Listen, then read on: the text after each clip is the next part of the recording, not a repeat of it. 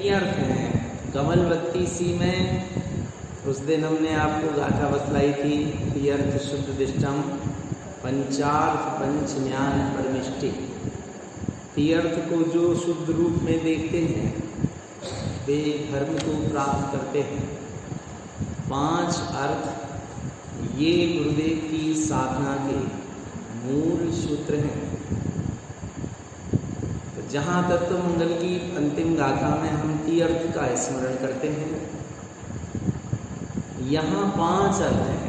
इस उत्पन्न शब्द में 5 अर्थ समाये हुए हैं।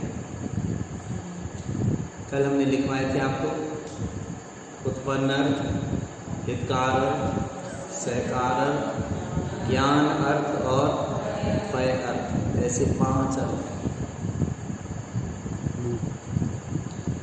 अब देखना ये है कि ये 5 अर्थ जहाँ से प्रकट होते हैं, इनका उद्गम स्थल आत्मानुभव है।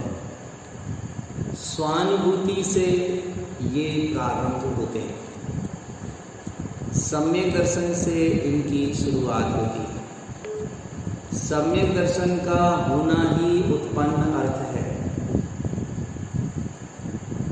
क्रम क्रम से जैसे जैसे साधक आगे बढ़ता जाता है, वैसे वैसे ये अर्थ भी आगे आगे बढ़ते जाते हैं। सम्यक दर्शन होने पर उत्पन्न अर्थ कार्य करता है। सम्यक ज्ञान में हितकार अर्थ, सम्यक चारित्र में सहकार अर्थ। या हम ये कहें कि उत्पन्न अर्थ का नाम सम्यक दर्शन है, हितकार अर्थ का नाम सम्यक ज्ञान है और सहकार अर्थ का मतलब सम्यक चारित्र है। अब ये जो 3 चीज है, उत्पन्न, हितकार, सहकार, ये अर्थ के साथ है। जैसे उत्पन्न अर्थ, अर्थ का मतलब है यहाँ प्रयोजन, कि हमारा प्रयोजन क्या है, हम क्या उद्देश्य लेकर चल रहे हैं, क्या हमारा लक्ष्य है। यदि हमारा प्रयोजन आत्मा का कल्याण करना है, हमारा प्रयोजन संसार के दुखों से छूटना है, हमारी विरक्ति की भावनाएं आत्मानुभव की ओर ले जा रही हैं हमको, और इन भावनाओं के द्वारा आत्मा का श्रद्धान अनुभव प्रकट हो रहा है, इसका नाम है उत्पन्न अर्थ। प्रयोजन का प्रकट हो जाना, प्रयोजन का उत्पन्न हो जाना, इसका नाम उत्पन्न अर्थ।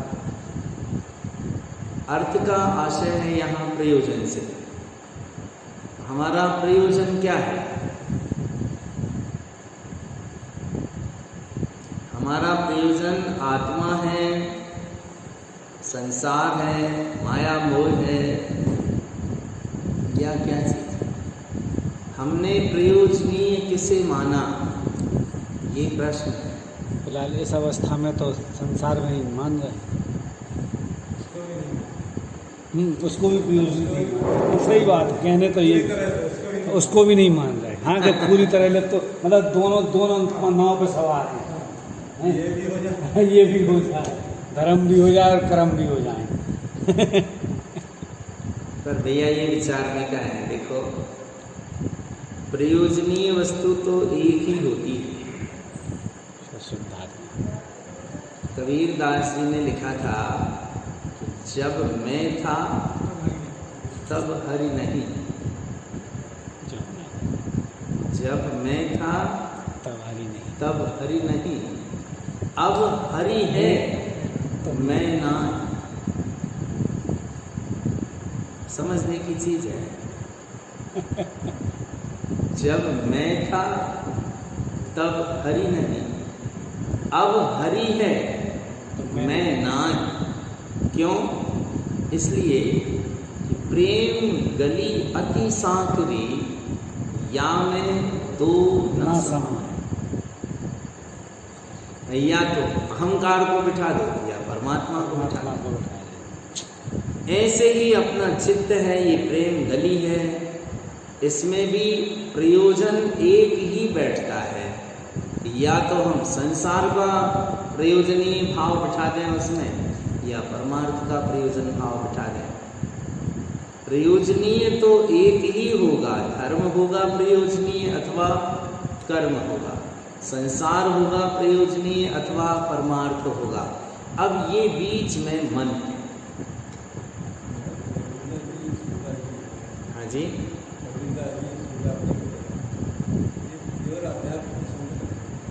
हाँ, उस टाइम पे वो समय ही था, आध्यात्म का समय था उस समय। अध्यात्म का समय ही था। देश के कोने कोने में आध्यात्मिक विभूतियाँ जन्म ले रही हैं, आध्यात्मिक संतों का जन्म हो रहा था। और जितने भी लोग उस सदी में हुए, 16वीं शताब्दी में जितने भी संत हुए, जहाँ जहाँ भी, जिस प्रांत में भी, जिस वर्ग में, जिस संप्रदाय में, उन्होंने सबने एक ही कार्य किया कि उस समय में जो धर्म के नाम पर आडंबर, जड़वाद, मिथ्या क्रियाकांड, ये सब कुछ जो चल रहा था, हर संत ने इसे दूर करने के लिए बीड़ा उठाया, उस व्यापार को खत्म करने की सोची। हाँ, समय ही था, प्रवाह था जी, चल रहा था। हर वर्ग के संत ने यही किया, हर समाज में पैदा हुए संत ने यही किया। नानक ने भी यही कहा। अब ये अलग चीज है कि एक संत अध्यात्म की चर्चा कर रहा है और बिना किसी कर्तृत्व के स्वतंत्र रूप से उसकी व्याख्या कर रहा है।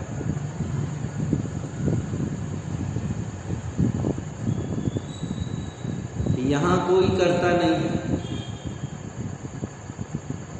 और एक संत अध्यात्म की व्याख्या कर रहा है, लेकिन किसी को कर्ता, धर्ता, हर्ता, नियंता मान रहा है।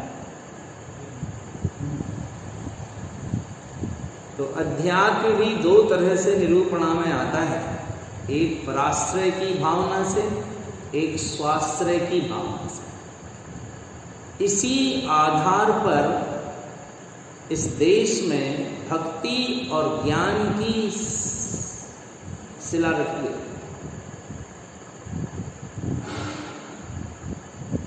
इसी बेस पर ये दो मार्ग हो गए, भक्ति मार्ग और ज्ञान मार्ग, कि जहाँ भक्ति के साथ परमात्मा की धारणा के साथ, परमात्मा के आश्रय पूर्वक जो अध्यात्म की भावनाएं भाई ने, वे साधक भक्ति मार्ग में चले, और जिन्होंने स्वाश्रय पूर्वक अध्यात्म की भावनाएं भाई, वे ज्ञान मार्ग में चले।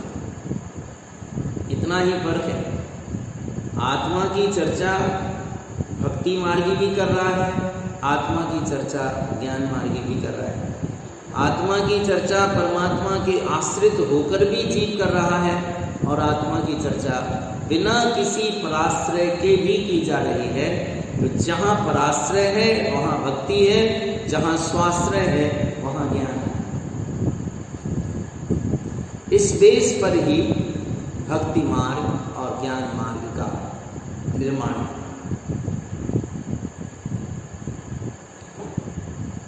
समय था, चल रहा था। नारायण स्वामी का जन्म भी उसी समय में हुआ, और उन्होंने सारी जाति पाति के बंधनों को मिटा दिया। भगवान महावीर की वीतराग वाणी को जन जन के गले का हार बनाया, क्योंकि वीतरागता ही धर्म है। सारे तीर्थंकर भगवान ने, सारे ज्ञानी जनों ने, अनंत ज्ञानी महापुरुषों ने, फिर वो कुंदाचार्य हों, योगिंदु देव हों, जो भी संत हों, सभी ने वीतरागता को ही धर्म कहा।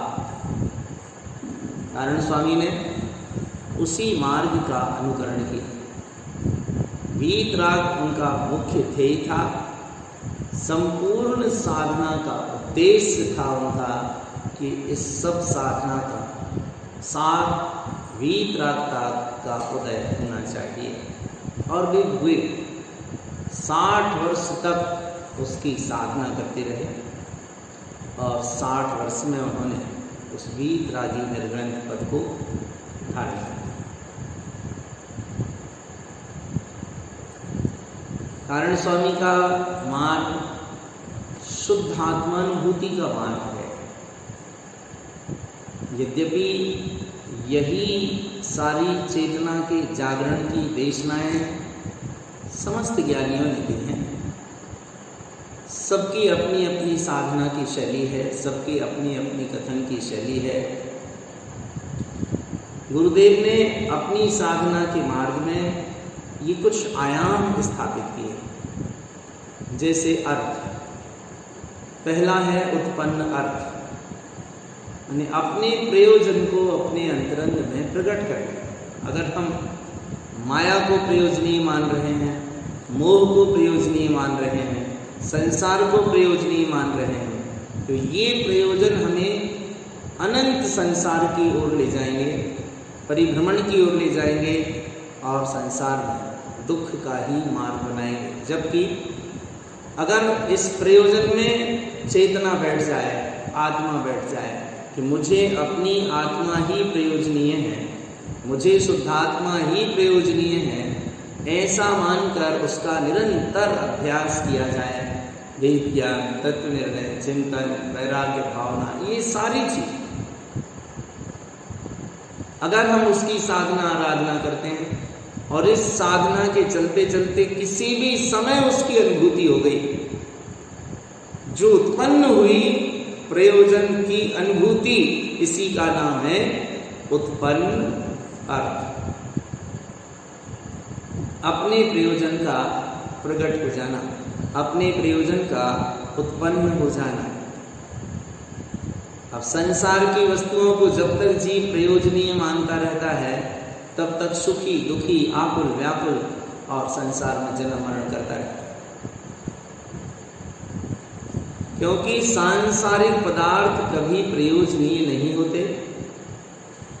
जीव अपनी अज्ञानता से, अपनी भूल से इन्हें प्रयोजनीय मान लेता है और इन्हें जन्म जन्म में इसने प्रयोजनीय माना है।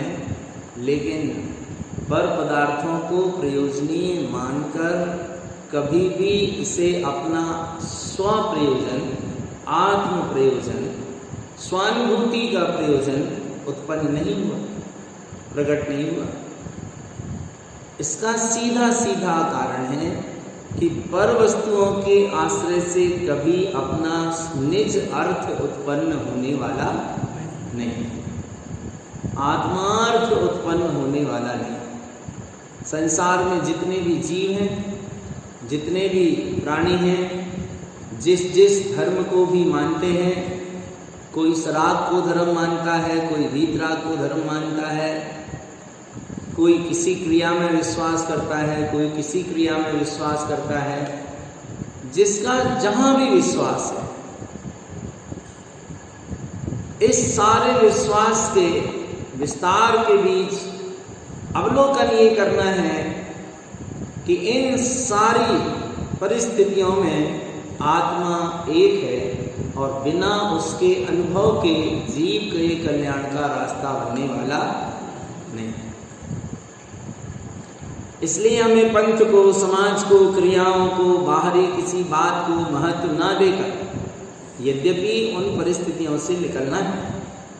जो व्यक्ति जिस कुल में पैदा हुआ है, जिस पंथ में, जिस समाज में पैदा हुआ है, उसे उसके अनुरूप ही सारा आचरण करना होता है, करना चाहिए। लेकिन ये ध्यान रखना चाहिए कि यही सब कुछ नहीं है।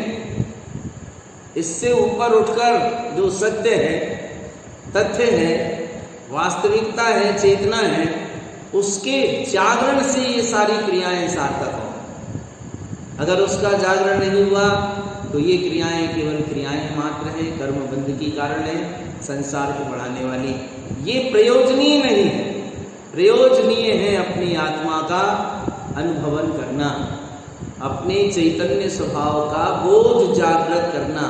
ये है उत्पन्न अर्थ, जिसे यहाँ गुरुदेव ने सबसे पहले उत्पन्न शब्द कहकर स्पष्टीकरण दिया है कि जो जीव जिनेंद्र परमात्मा के वचनों को मानते हैं, स्वीकारते हैं कि जिनेंद्र देव के वचन सत्य हैं, ध्रुव हैं, प्रमाण है, ऐसा जिन्होंने स्वीकार किया, जिन वयनम सद्दहनम, जिन वचनों का श्रद्धान जिनके अंतरंग में प्रकट हुआ, वे जीव अपने स्वभाव का अनुभवन करके इस उत्पन्न अर्थ को प्राप्त कर लेते हैं। जिन जिन ज्ञानियों ने आत्मा की महिमा का गान किया है, आज कर रहे हैं, आगे करेंगे, उन सबका उद्देश्य ही केवल अपने शुद्धात्मा को प्रयोजनीय मानने का रहता है और यही सार है, इसी से कल्याण है।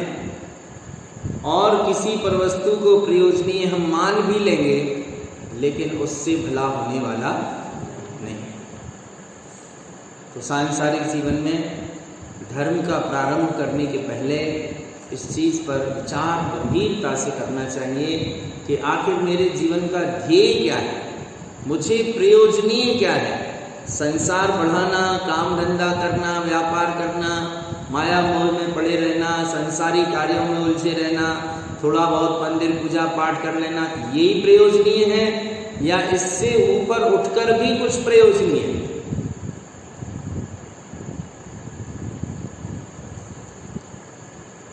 ऐसे पुण्य पाप के कार्य, पुण्य पाप की चर्या, पुण्य पाप के भाव इस आत्मा ने अनादिकाल से किए हैं, लेकिन ये सब करते हुए भी इसे अपने शुद्धात्मा का प्रयोजन पर परिणाम उत्पन्न नहीं हुआ और उत्पन्न अर्थ पैदा नहीं हो सका।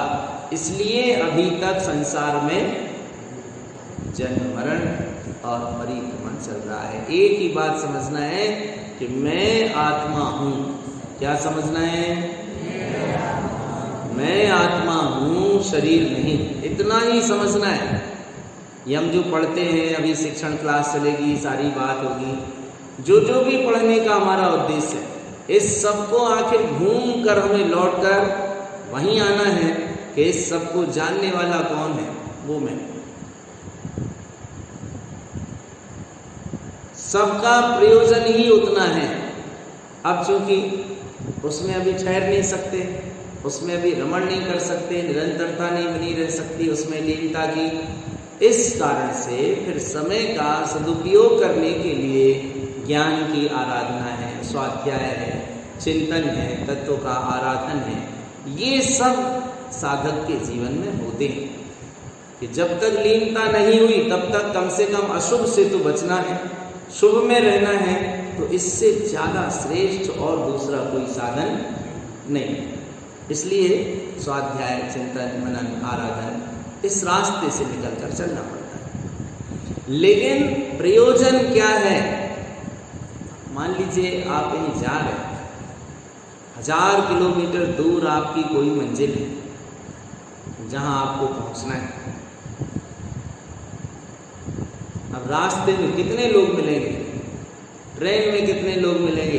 एरोप्लेन में कितने लोग मिलेंगे? बसों में, थ्री व्हीलर्स में कितने लोग मिलेंगे? लेकिन आप किसी आदमी के साथ उलझते नहीं, रुकते नहीं हैं कि चलो भैया इतने लोग मिल गए अब सही ठीक है। ढेर सारे प्लेटफॉर्म मिलेंगे, स्थान मिलेंगे, शहर मिलेंगे, गांव मिलेंगे, लेकिन आपको कोई भी गांव, कोई भी स्थान रुचता नहीं है, क्योंकि वो प्रयोजन में नहीं। प्रयोजन क्या है? जहां पहुंचना है वो आपका प्रयोजन है।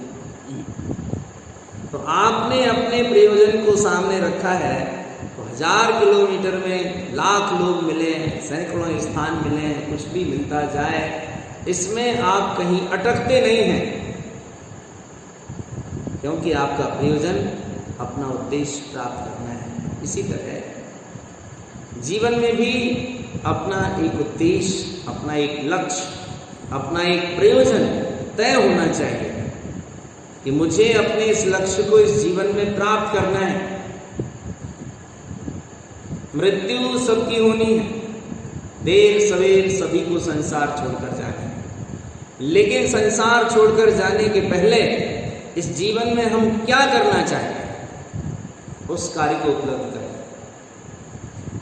और उसकी पहली सीढ़ी है उत्पन्न अर्थ।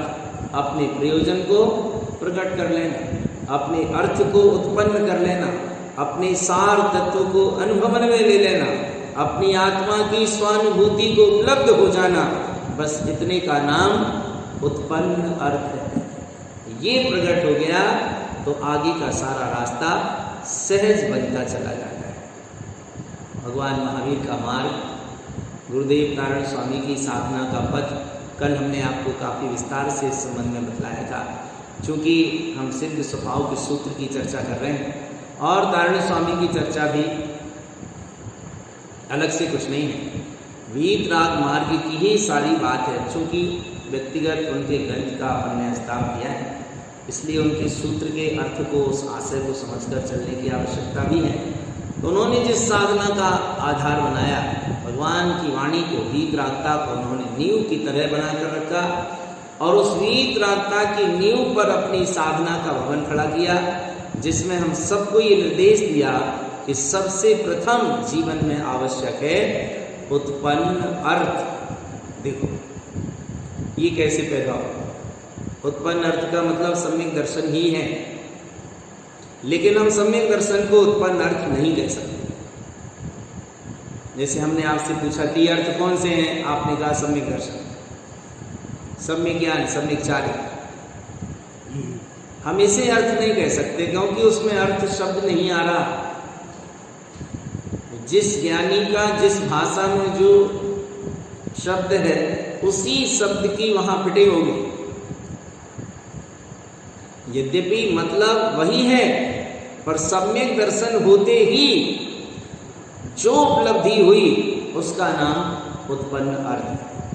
एक नजर से देखिए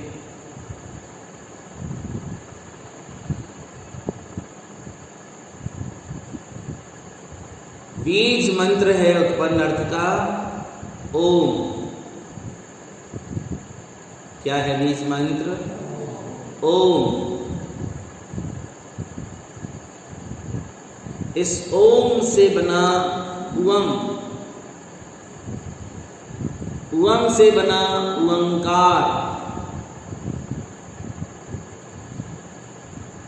ओंकार कहो, ओंकार कहो, एक ही चीज। इस ओंकार के 2 अर्थ निकलते हैं, निश्चय से निःशुद्धात्मा, व्यवहार से पंच परमेष्ठ।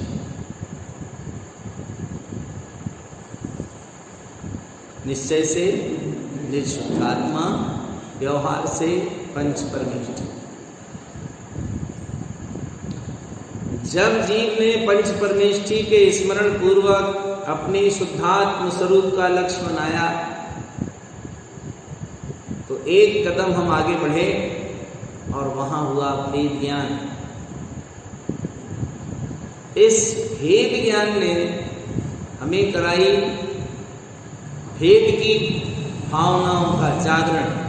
भेद ज्ञान ने ये कहा कि 2 हैं, तू अलग है और ये अलग है। स्व पर का निर्णय। भेद ज्ञान से क्या किया हमने? स्व पर का निर्णय। पर को छोड़ा, स्व को ग्रहण किया और प्रकट हुई स्वानुभूति। इस स्वानुभूति का नाम है उत्पन्न अर्थ। इस उत्पन्न अर्थ का आगम में उल्लेख किया गया है सम्यक दर्शन। इतनी लंबी यात्रा है, डायरेक्ट सम्यक दर्शन नहीं कह सकते थी अर्थ। वहां लेना पड़ेगा आपको उत्पन्न अर्थ। यद्यपि वो सम्यक दर्शन और उत्पन्न अर्थ में अंतर नहीं है, लेकिन एक कार्य है ऐसा कि जिसके उत्पन्न होने का नाम सम्यक दर्शन है, जिसके प्रकट होने का नाम सम्यक दर्शन है। अपने प्रयोजन की उत्पत्ति का मूल आधार है, जिसकी प्रकटता को गुरुदेव ने यहाँ सम्यक दर्शन उत्पन्न अर्थ कहा है। अपने प्रयोजन को लक्ष्य में रखें, अपने प्रयोजन पर दृष्टि रखें और जीवन को कल्याण के मार्ग संलग्न करके चलते चलें। यही श्री गुरु का हम सबके लिए मंगल। श्री गुरु महाराज की जय।